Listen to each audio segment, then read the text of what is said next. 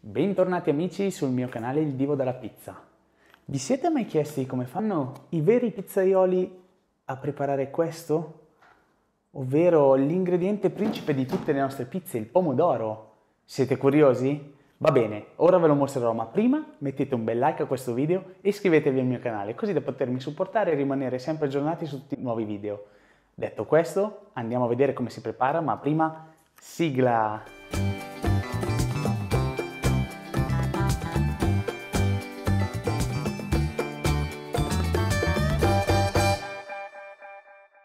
Gli ingredienti per preparare un ottimo pomodoro da utilizzare come condimento sulle nostre amate pizze sono i seguenti: un bel barattolo di pomodori pelati, e alla fine del video vi spiegherò perché i pelati e non la passata o la polpa di pomodoro, basilico in quantità industriali ovviamente a seconda del vostro gusto, così come l'olio extravergine d'oliva e sicuramente del sale, 1 grammo ogni 100 grammi di pomodori.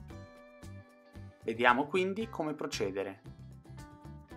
Per prima cosa apriamo i nostri pomodori pelati e versiamoli all'interno di un contenitore abbastanza ampio e alto. Ora, utilizzando le nostre mani, andiamo a spremere completamente tutti quanti i pomodori in questa maniera.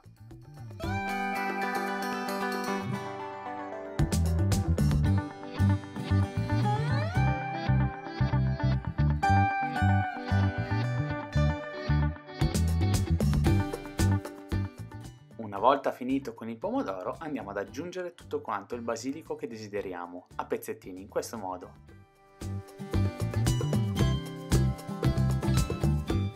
Da ultimo prendiamo il sale e versiamolo all'interno. Se vogliamo, come ho detto prima, mettiamo anche un filo d'olio extravergine d'oliva e poi mescoliamo tutto quanto.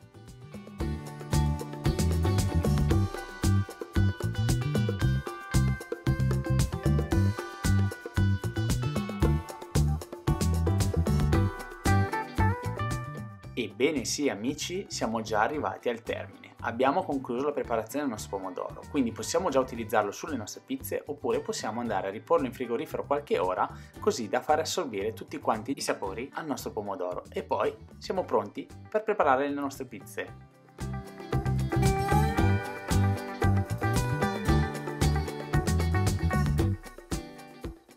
Ottimo amici, siamo giunti al termine di questo video. Abbiamo visto quindi che preparare il pomodoro per le nostre pizze è un'operazione davvero semplice e alla portata di tutti. Come vi ho detto prima, vi avrei spiegato perché utilizzo i pomodori pelati e non la polpa o la passata. Semplicemente il discorso è uno: la passata o la polpa di pomodoro sono prodotti molto più frullati che contengono molta più acqua e in fase di cottura tutta questa acqua andrebbe a evaporare, quindi sulla nostra pizza rimarrebbe davvero gran poco. Mentre con i pomodori pelati, in particolar modo spremuti a mano, quindi schiacciati a mano, andiamo a conservare tutto ciò che di buono c'è all'interno del pomodoro. E questo è il motivo principale per cui si sconsiglia l'utilizzo di un frullatore, di un mixer. Su questo c'è tutto un dibattito. In realtà qualche volta lo utilizzo anch'io, ma dando semplicemente dei brevi colpetti giusto per frullare il grosso, cioè i pezzettoni grossi di pomodoro che restano, che magari non vengono spremuti bene con le mani.